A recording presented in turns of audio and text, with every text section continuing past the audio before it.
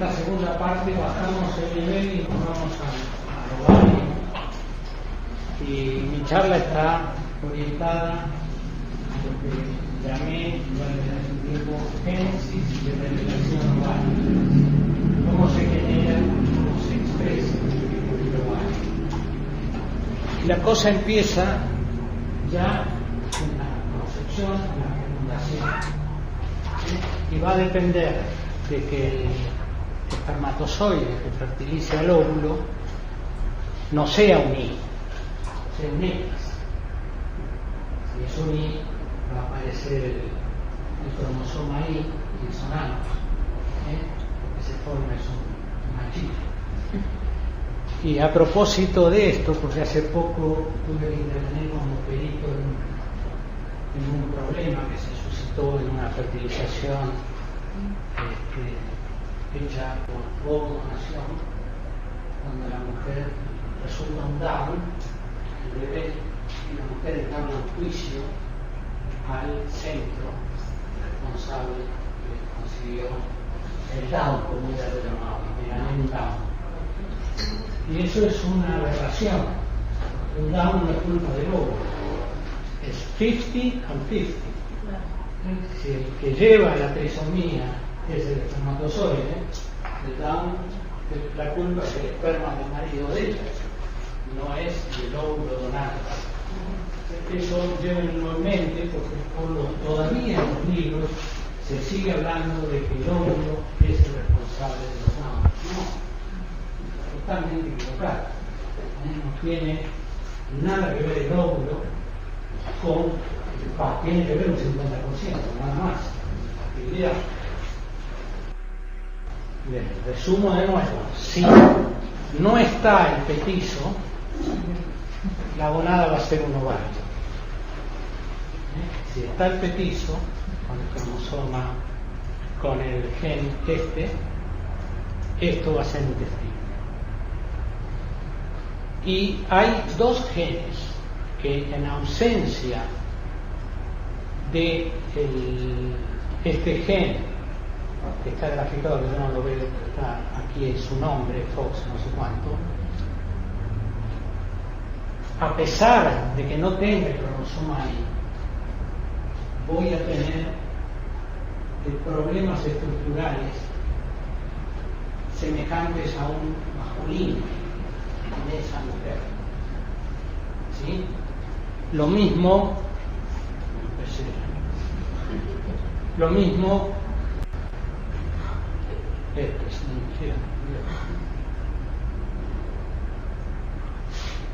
si yo tengo está cargando.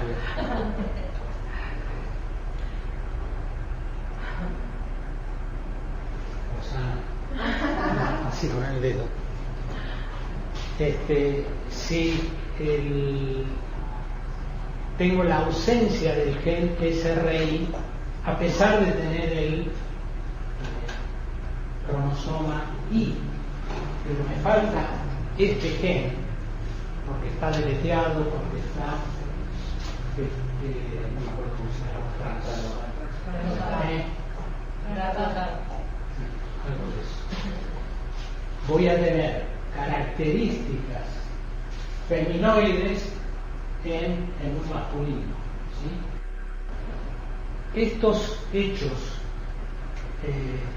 que parecen fijos y determinantes por la presencia o no de genes también pueden modificarse, no por factores génicos, y que sea que durante la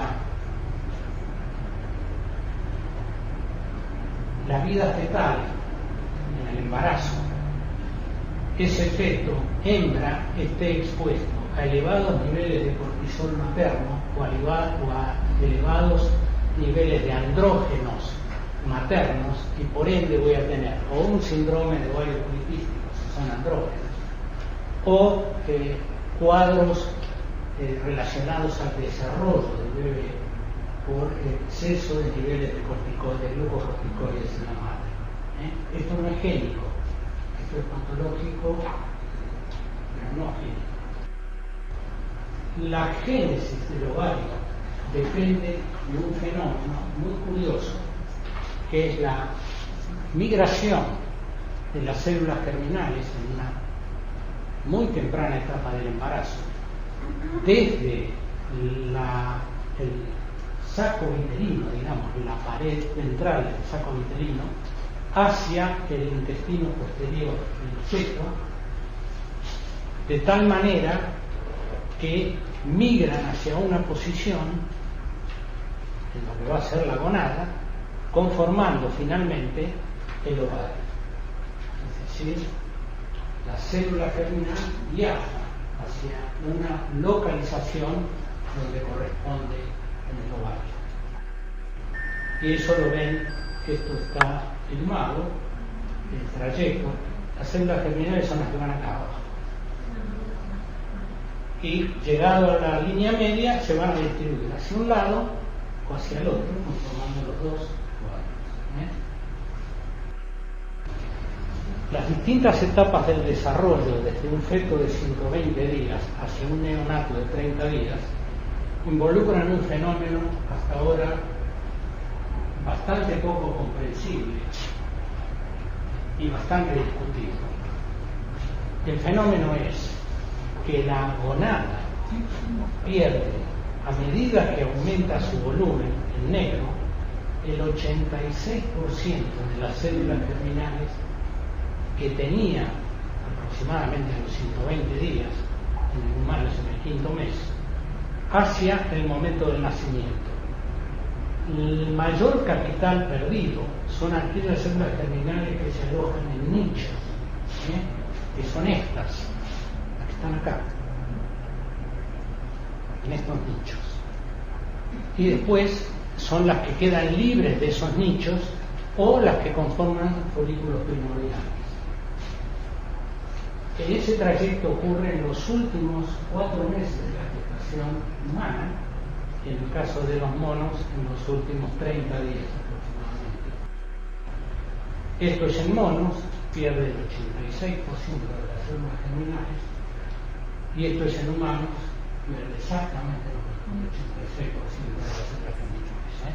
Cosa que en el quinto mes tenía 7 millones de células germinales, y cuando llega a la pubertad no llega a 400.000, pero en la etapa postnatal inmediata ya redujo ese capital a menos de 1 millón.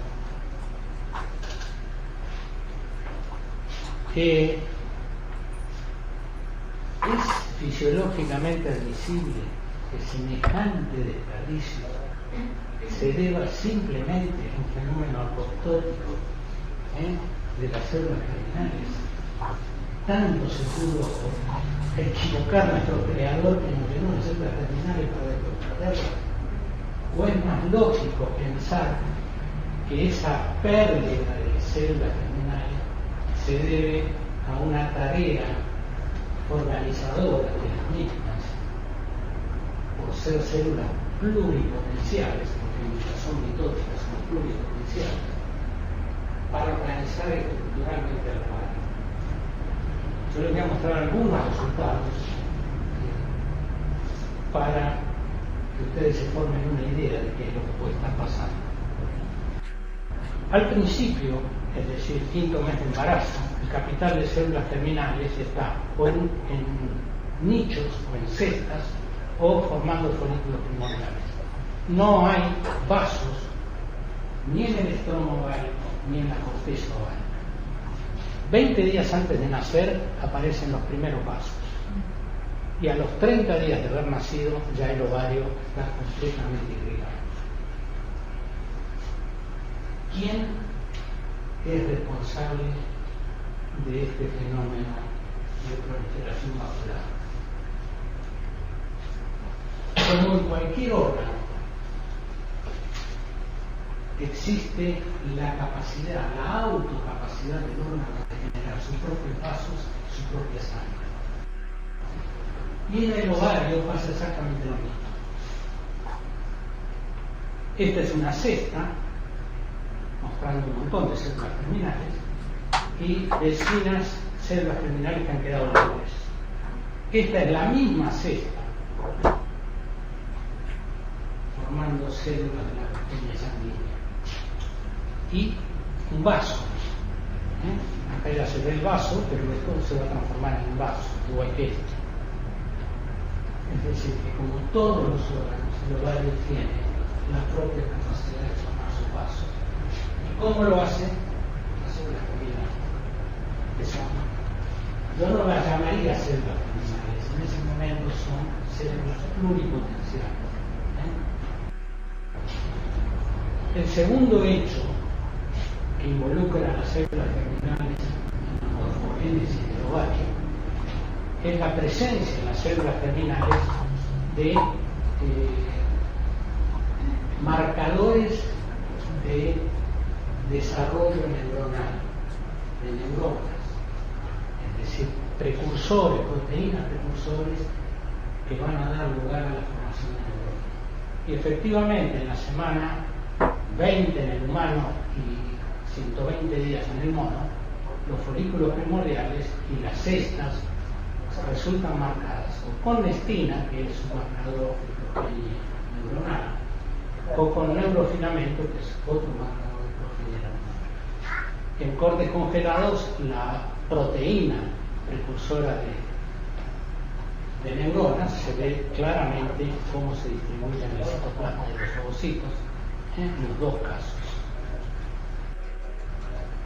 Y los ovocitos, de a poco, van, esta es una doble marcación, nestina, que marca el túbulo este, y neurofilamento, que marca el ovocito, digamos, la célula terminal. Con posterioridad, las proteínas presentes en el ovocito van a sufrir un fenómeno de exocitosis y se van a ir incorporando a una estructura tubular para finalmente dar lugar a lo que yo llamo dendrita. Lo que era una célula germinal en este momento es una neurona.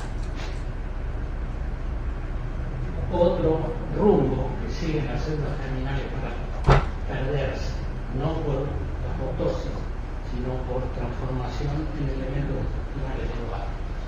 Que así varias células germinales tejen toda la inervación intrínseca del ovario, formando troncos donde cada uno de estos axones o dendritas que está dentro se corresponde con un elemento que había sido una célula germinal, que ya es una neurona.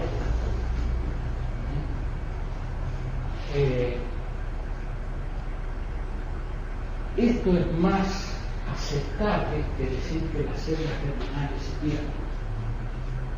Y yo por ahora, reuniendo estas evidencias, tengo sólidos argumentos para decir que no se pierden, se transforman en elementos culturales de ovario. Y esta es la inervación intrínseca del ovario. Ustedes saben las características de la inervación intrínseca. El ovario no se lo puede denervar. El ovario recibe inervación extrínseca, extrínseca de los ganglios paravertebrales. Que si yo lo secciono, esa inervación desaparece. Y inervación intrínseca, que por más que yo use 6-hidroxidopamina, colisione esa fibra que le dio el ovario, no lo puedo denervar. Mi ovario sigue funcionando igual. Y esta es la inervación intrínseca que autogenera el ovario. Esta es una cesta, un nicho de células germinales que está emitiendo. Ustedes saben la diferencia entre un axón y una dendrita. El axón no tiene ramificación, la dendrita sí. Por eso no decir que estos son dendritas. Bueno, un concepto a tener en cuenta es que las células germinales y las hormonas sexuales actúan durante la etapa del desarrollo fetal para modular de manera definitiva la función esteroidogénica y ovulatoria del ovario. A eso me refiero con la inervación con los vasos sanguíneos, y esto se hace gracias a las células germinales y probablemente con acción de las hormonas sexuales. Porque si yo trastoco estrógenos por testosterona, el ovario se altera totalmente. En lugar de un ovario no tengo nada. El rol que cumple la célula germinal una vez que es atrapada de un folículo, dentro de un folículo, en este caso es un primario, pero también primordial, es esencial. Si yo a través de la lesión de esas células germinales mediante radiación las hago desaparecer, el ovario y los folículos se van a transformar en un senil testículo. Las células que rodean al ovocito, las células granulosas, se van a transformar en sérpiles y van a tomar estructuras seminíferos, pero por supuesto sensoriales. Esto para que tengan idea del rol y la importancia de la célula germinal, que ya en el estadio en este estadio rodeada de células granulosas, es un ovocito. Ya perdió el potencial mitótico, la célula germinal es capaz de dividirse.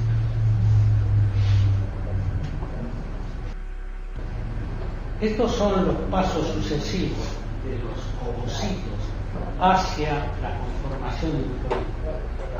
Y estas son escenas de la foliculogénesis, que yo las puedo ver en un adulto, todas ellas, con excepción de las cestas o nichos de células germinales. Eso no lo veo en las primeras etapas del desarrollo fetal, puedo ver esto y no lo otro. Es decir, en la semana 20 con el mono en día 120. Del 1 al 4 lo veo desde la semana 20 hasta el nacimiento. Y desde el nacimiento en adelante veo todo menos esto. ¿Entienden? ¿Sí? Es decir, el folículo antral lo puedo ver desde el nacimiento. Pocos días de nacer ya hay folículos antrales. Ese es un concepto que lo tienen que tener en cuenta, por lo que ahora les voy a explicar. ¿Cómo ocurre la primera ovulación? Toda la vida secretora de gonadotrofinas de una mujer hasta llegar a la menopausia, pero ¿cómo ocurre esta primera ovulación? Yo tengo ovocitos prenatales y aún postnatales que están encerrados dentro de un folículo. Y hasta el estadio preantral, el que gobierna el crecimiento del folículo, es el ovocito. ¿Sí? Es decir, hasta este estadio, el ovocito es el que manda la información para que este folículo llegue a esto. No es la gonadotrofina, no es la FSH. Ese folículo no tiene los receptores de la FSH y no tiene vasos para recibir el FSH. Y la información corre del ovocito hacia la granulosa a través de secreción de gránulos. Esta es una microscopía electrónica. Este es el esquema, como las granulosas están adheridas con prolongaciones al ovocito y reciben información del ovocito. El factor de crecimiento folicular generado por el ovocito hace un año y fracción fue patentado. ¿Sí? Y le pusieron, lo bautizaron con el nombre R-Spondin 2. Y lo patentó la patente está a nombre de la Federación de Sociedades Americanas de Biología Clínica. Son los dueños de la tiene como esperanza el fármaco, llegar al fármaco que logre rescatar folículos primordiales y llevarlos al estado de folículo central, preantral, y eso le ha hecho lograrlo con el PCH. Por ahora, cuando nosotros hablamos de reserva ovárica disminuida, solo nos referimos a los folículos rescatables por FSH. No nos podemos referir a los primordiales ni a los primarios. No los podemos rescatar con nada. Si eventualmente crecen porque la R-espondil lo estimula, los podremos rescatar. Este ovocito, este folículo, totalmente vascularizado en la teca, tiene vasos llegando a la teca, es rescatable por FSH, mientras que estos dependen de la R-espondil o la sustancia que tuvo el ovocito capaz de formular. Es decir, que a un neonato de 30 días, que es el cuadro este, yo lo puedo estimular por FSH y dar lugar a una población. Y esta es la dinámica de crecimiento folicular a partir de un folículo antral vascularizado como este, ¿no? Acá está marcado con un anticuerpo a los vasos de un folículo antral, su tamaño, cantidad de células que tiene, los receptores para el FSH ya los tiene, receptores para el estradiol también, receptores para el LH también, tiene el sistema enzimático para generar esteroides, receptores de estradiol, receptores de progesterona, y la tasa de multiplicación celular es 0,8. Este folículo va creciendo a un estadio antral, ya visto macroscópicamente a través de una macroscopía o ecografía.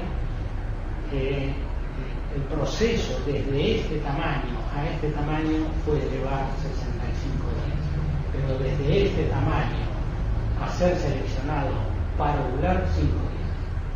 Yo tengo un folículo de 12 milímetros, este estimado por eso mide menos. En 5 días ese folículo puede llegar a la ruptura, a la ovulación. El sistema inhibina, activina, folistatina son llamados reguladores autocrinos o paracrinos de la función de las células de la granulosa del ovario, y lo hacen con una dinámica donde la inhibina, se lo resumo acá. La activina y la folistatina tienen un origen hipoficial, no es de origen ovario, mientras que la inhibina y la hormona antimuleriana son de origen ovario. A medida que el folículo crece, la activina disminuye su presencia y la folistatina aumenta su presencia, porque la folistatina lo que hace es inhibe a la activina y me va a facilitar el proceso de nucleinización folicular en el momento de la descarga del LH. La inhibina es una sustancia producida exclusivamente por la célula de la granulosa y de efecto hipoficial, capaz de inhibir la secreción de FSH.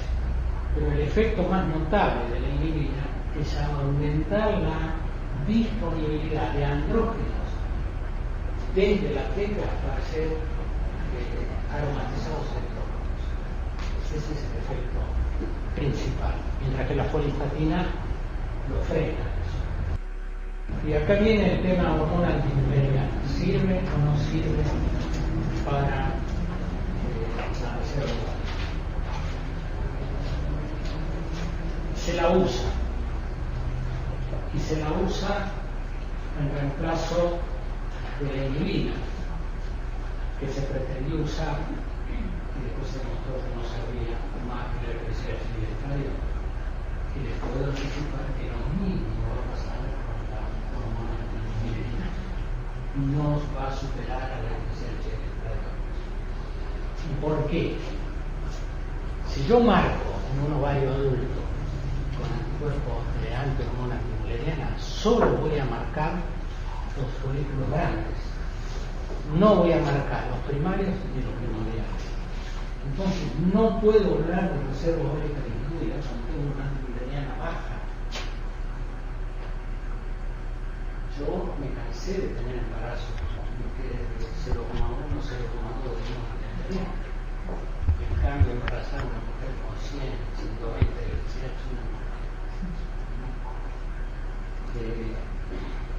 todavía esto va a evolucionar, pero además existe otro tema.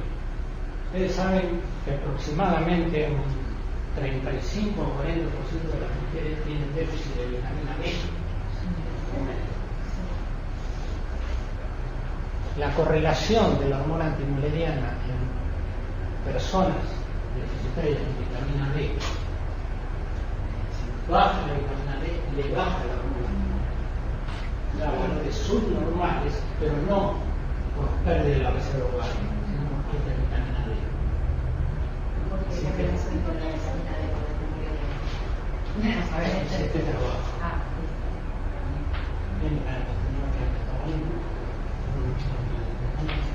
Fue publicado recientemente, hace un tiempo,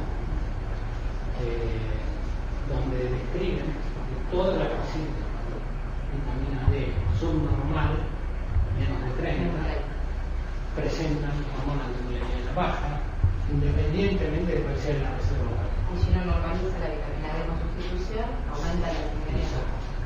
¿Y eso también se traduce en un cambio en la respuesta ovárica? No está evaluado. El trabajo para hacer. Y en pacientes con, por ejemplo, poliquistosis ovárica, ¿no? Que a veces tienen la antimileriana alta, ¿no? Ahí como se encuentra la vitamina. ¿Hay también correlación con la vitamina D o no? Ahí no. Es solamente con esta. Están las dos bajas, si están las dos altas, las dos están altas. Claro. Y esto que usted explica tendría que ver con estas pacientes que tienen niveles variables de antimileriana a lo largo del tiempo, por ahí, al contrario, el cambio bajar, por ahí hace 2 años tenía una antimileriana más baja que la que tienen hoy. Además del error de medición. Además del error de medición. Exacto. Pasa el 50% de variabilidad intraensayo. El intraensayo, es decir, para la misma sustancia, es que los 2 veces tiran el 50% de variación. El intraensayo, 100%. No es un ensayo sólido.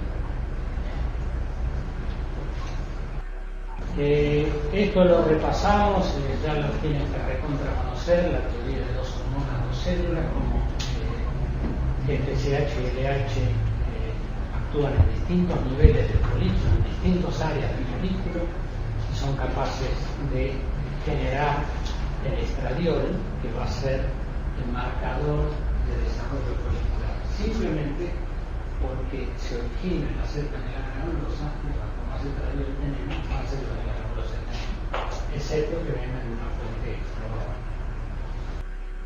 Un folículo es reclutado, acuérdense ustedes de la FSH, la vida media más prolongada, de la LH, por ende el gen RH me va a dar a cada pulso un leve aumento en el perfil de FSH, mientras que de la LH a cada pulso no, ya el pulso desapareció, cuando aparece el siguiente el aumenta de nuevo y baja de nuevo, es decir, es muy corta la vida media. Y así el desarrollo folicular se lleva adelante hasta que sucede la descarga de LH, la descarga espontánea de LH. Aproximadamente esta es la medida de un folículo al cual lo ha tocado la LH. El número de células granulosas son 50 millones y está capacitado para recibir FSH, LH, para sintetizar esteroides, tiene receptores de progesterona, tiene la enzima productora de prostaglandinas, tiene oxitocina y tiene el receptor de oxitocina. Y mientras que las células fecales tienen el receptor de LH esencialmente, esteroidogénesis, oxitocina y receptor de oxitocina. El índice mitótico en ese momento baja, se detiene y se produce lo que se llama la fase madurativa del ovocito con la extrusión del globo polar y buscar introducciones ovulatorias. El proceso ovulatorio, la ruptura del folículo que lleva a la salida del óvulo, es un proceso complejo, es dependiente esencialmente de la LH, perdón, que puse el coso no tengo otro, dependiente del LH y dependiente del FSH, a la cual se la responsabiliza en la expansión del cúmulo. Este evento, la salida del óvulo desde un folículo, fue fotografiado por primera vez y publicado de esta manera, diciendo que es la única evidencia mostrando el momento en el cual un óvulo es eyaculado del folículo en el momento de la ovulación. Entonces lo voy a mostrar filmado. No sé si conocen esta filmación. El folículo crece hasta ese tamaño, 21-22 milímetros, y por acción de la, este es el folículo, por acción de la FSH, se va a vascularizar, ahí van a ver los vasos surcando la pared folicular, ya está en un tamaño casi de ruptura, todavía no formó el estigma, que es este, acá están los vasos, este es el estigma, es una zona de hernia de la pared folicular donde protruye el líquido y se hace más delgada. Si la vemos de frente, esta zona es casi transparente, ahí está, transparente, es ahí donde se va a romper el folículo y va a eyacular el óvulo. El momento de la ruptura está fotografiado acá.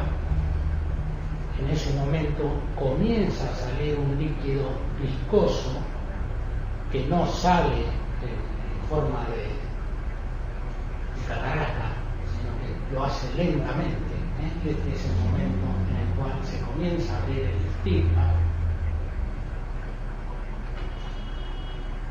Van a haber cambios en la pared folicular y ahí sale el líquido folicular. Es viscoso, pegajoso. El proceso desde este momento hasta que se eyacule el óvulo puede llegar a durar 12 horas. Ahí comienza a salir el cúmulus, células de la granulosa junto con el ovocito en algún lugar de estos. Y si yo quiero forzar este fenómeno, vean las hemorragias, pequeñas hemorragias en la pared, el folículo, este fenómeno no lo puedo hacer. Si yo tracciono con una pinza, lo van a ver traccionar, esto no lo saco, hay que dejarlo que se haga solo. Con esto tengan en cuenta que la ovulación no es como el hombre, 3 sacudidas y la ovulación, no. Es como el aparatito aquel de varios controles que regula la forma en que el óvulo es despedido del ovario. Ahora viene la pinza tratando de sacar esto. Acá se nos van unas cuantas células de la granulosa, ¿no? Sale un poquito de sangre y esto, si no lo dejo salir solo, no sale. ¿Para qué sirve el cúmulus? Ustedes vean cómo la fibra ciliada transporta al óvulo con el cúmulus, pero es incapaz de transportar a bolillas. Tampoco puedo sacar el cúmulo de pegarlo de la ropa, pero es incapaz de transportar bolillas del tamaño del óvulo que no tienen cúmulos. Las bolillas dan vueltas en sí mismas, en cambio el óvulo con el cúmulus es transportado hacia el otro, igual. ¿Cuántos óvulos de esos están en el gimnasio de la cavidad peritoneal?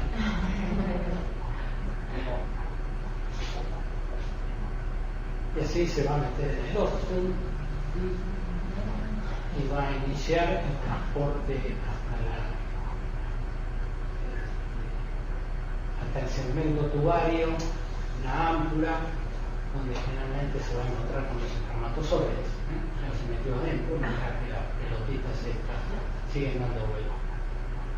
Ya acá está la región angular, también ciliada, que tiene varios canales.